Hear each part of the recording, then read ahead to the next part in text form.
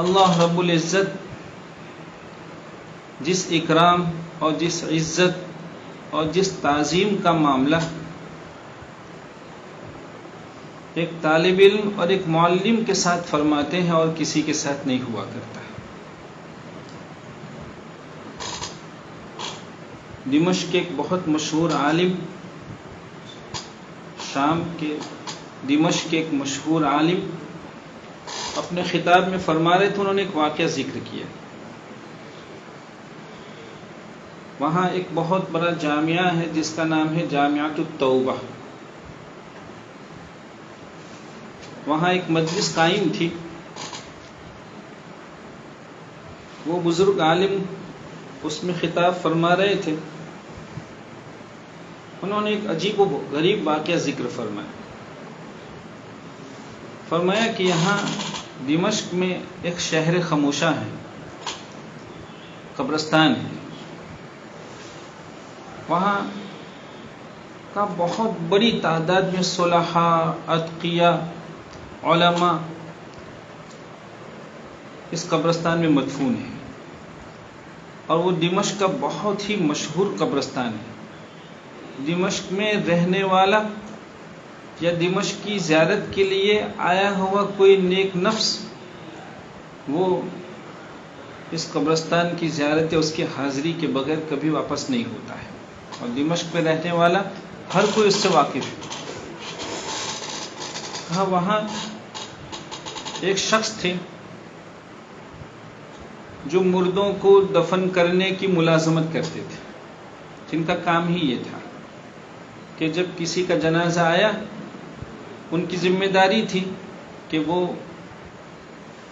میت کو قبر میں اتار کر اس کی تدفین کریں.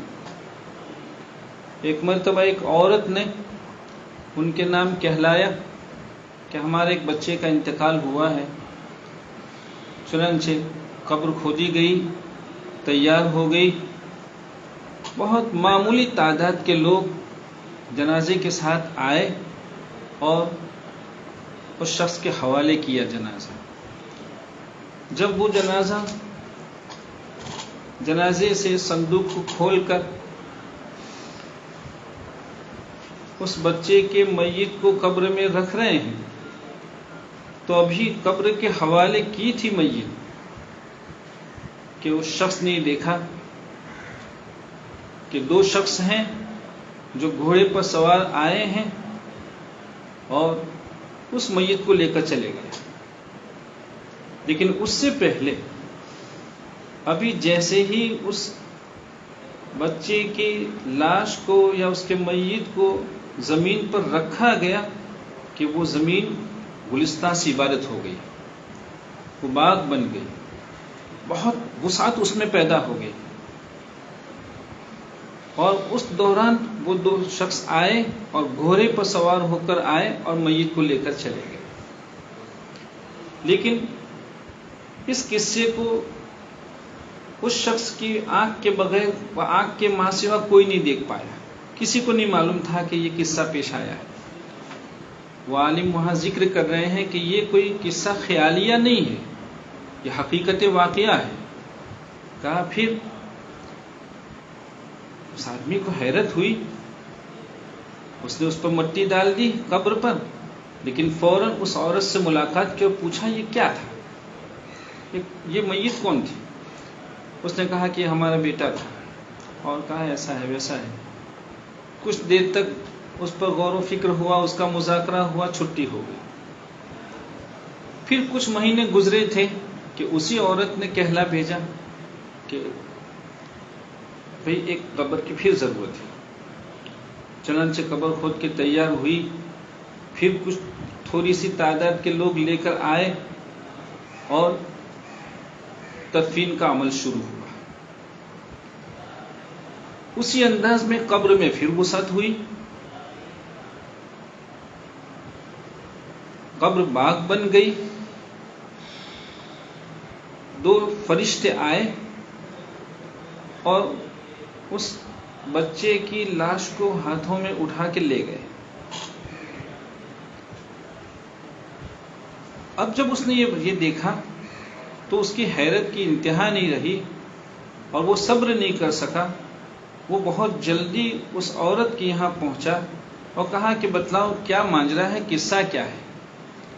کچھ مہینے پہلے آئے تھے تب بھی یہ بات پیش آئی, اب آئی ہو. اس نے کہا کہ کیا بتلاؤں, بہت مصیبت میں آئی, میرے 2 بچے تھے. پہلا جو بچہ تھا وہ طالب علم تھا, وہ طلب علم میں تھا, اور طالب علمی کے زمانے میں قدرت کی حکمت کے تحت اس کی زندگی تمام ہو گئی اور میرا بچہ چل بسا. کہا یہ جو دوسرا بچہ تھا یہ تجارت کرتا تھا اور تجارت کر کے اپنے طالب علم بھائی کی کفالت کرتا تھا.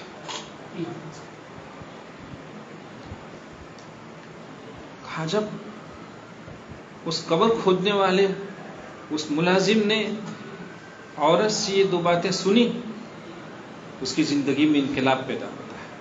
وہ 40 سال سے زیادہ عمر کا ملازم تھا. وہ فوراً دوڑا بھاگا جامعۃ التوبہ میں گیا.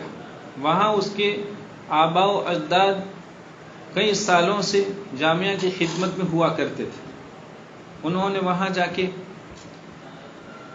اسی خاندان کے ایک بڑے شخص شیخ سعید برہانی, ان سے عرض کیا کہ میں علم حاصل کرنا چاہتا ہوں, میں اس مدرسے میں اور جامعہ میں رہ کر علم حاصل کروں گا. اب قبر کھودنے اور میت کو دفن کرنے کی ملازمت کبھی نہیں کروں گا. اور کیا ہے, کیا بات ہے؟ انہوں نے پورا قصہ سنا ہے کہ اللہ تعالی طالب علم اور طالب علم کی جو خدمت کرتا ہے اس کے ساتھ اتنا اکرام فرماتے ہیں. کہ یہ اتنے مکرم لوگ ہیں, ان کی یہ عظمت, ان کی یہ تعظیم. کہا ٹھیک ہے. چنانچہ وہ فرما رہے تھے کہ وہ بڑی عمر میں علم حاصل کیے اور دمشق کے بہت مشہور علماء میں ان کا نام ہے شیخ عبد الرحمن الحفارہ. ان کی برکت سے ان کی نسلوں میں تعلیم و تعلم کا سلسلہ جاری ہوا اور اس خاندان کے آخری جو بہت شہرت یافتہ عالم دین وہ شیخ عبد الرزاق الحفارہ. یہ بہت مشہور شخصیتیں ہیں شام کی. خیرکم من تعلم القرآن وعلمہ. لیکن وہیں ہمیں یہ سمجھنا ہے کہ یہ اللہ تعالیٰ کی طرف سے اکرام کا یہ معاملہ یہ ایسے نہیں ہو جایا کرتا ہے. جب نیتوں میں فطور ہوگا تو پھر اس کی امید نہیں کر سکتے. اللہ رب العزت سے ہمیں کوشش دعا مانگنی چاہیے اور اپنے طور پر اس کی کوشش کرنی چاہیے کہ ہماری نیتوں میں کوئی فطور یا کوئی کچرا نہ آنے. ہم علم اس لیے حاصل نہیں کریں گے کہ کل کو ہمیں سند ملے گی, لوگ اس سند کی بنیاد پر ہمیں عالم اور قاری کہیں گے, اسی کے ذریعے ہماری معاش کا انتظام ہوگا. نہیں, اس لیے نہیں, صرف اس لیے کہ اللہ رب العزت نے اس علم کے حصول اور اس کے ابلاغ کے لیے ہمارا انتخاب فرمایا ہے.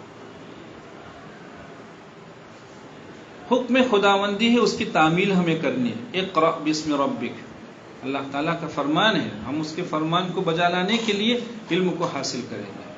جب ایک بندہ ایسی مخلص اور صاف ستھری نیتوں کے ساتھ علمی راہ کو اپناتا ہے تو پھر اللہ رب العزت اپنے ایسے بندوں کے ساتھ, یہ الگ بات ہے کہ علمی راہ میں اونچ نیچ آتی ہے. کبھی اللہ رب العزت اپنی حکمت کے تحت علمی راہ میں رہے لوگوں کی درجات کی رفعت کے لیے کسی آزمائش سے بھی اس کو گزارتے ہیں. بہرحال تقریر کرنی مقصد نہیں ہے. آپ بچوں سے ہم اس کی درخواست کریں گے کہ جب اللہ تعالیٰ نے طالب علمی کے زمرے میں ہمارا آپ کا نام لکھا ہے تو اللہ رب العزت کے انتخاب کی لاج رکھنے کی کوشش کریں, وفاداری کا معاملہ کریں. اپنی ذمہ داریوں کو سمجھیں، جو امانتیں ہمارے آپ کے حوالے کی گئی ہیں اس کے ساتھ پوری امانت داری کا معاملہ کریں، اور پھر ایک ایسے وقت میں جب ایسی پاکیزہ درسگاہوں کے ساتھ نہ معلوم کن کن غلط نیتوں کے ساتھ کیسی کیسی پلاننگ ہو رہی ہو، ایسے وقت میں اگر گھر کے افراد بھی اپنی ذمہ داریوں سے آنکھ بند کر لیتے ہیں، بھئی اگر کسی ملک کا سپاہی غدار ہو جاتا ہے تو پھر اس ملک کے لیے خطرات میں کوئی شبہ رہ جاتا ہے۔ ہم